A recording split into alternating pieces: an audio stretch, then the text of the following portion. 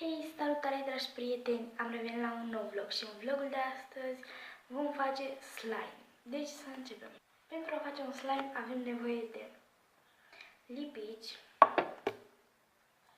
glicerină boraxată, ceva cu ce să amestecăm slime-ul și ceva în care să facem slime-ul.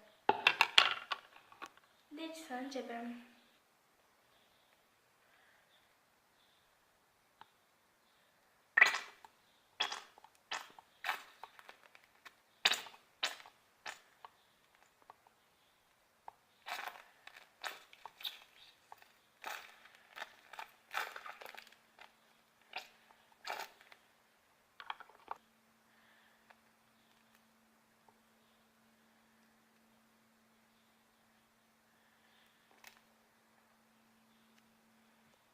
Iar acum vom pune o picătură de glicerină boraxată.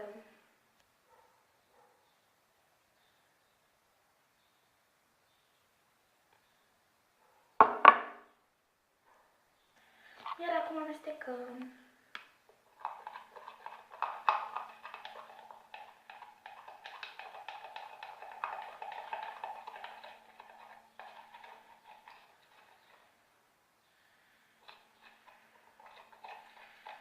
Mai este nevoie de puțin glicerină.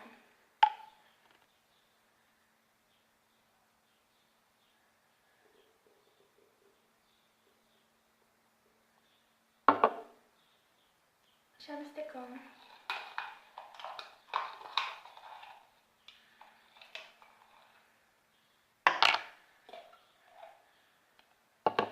Ia uitați-l.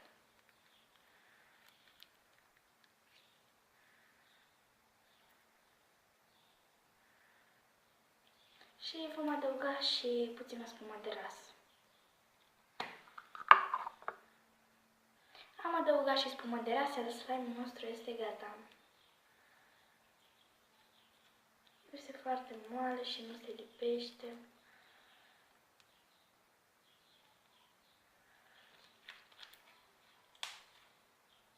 Ok, deci cam atât a fost cu videoclipul. Nu uitați să-i dați un like și un subscribe, iar ne revedem data viitoare. Pa!